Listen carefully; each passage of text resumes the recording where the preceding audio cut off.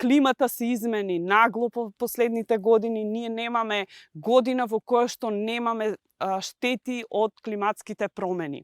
Минатата година немаше место овде во Неготино, во Неготинскиот крај, каде што не фати град.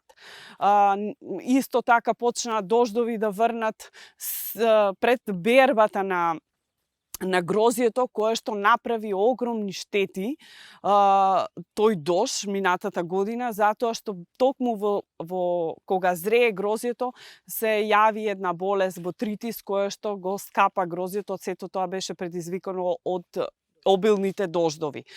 Тие беа негде во август месец и можам да кажам дека цел август месец врнеше. Сега еве мај, април, јуни повторно се соочуваме со тие дождови.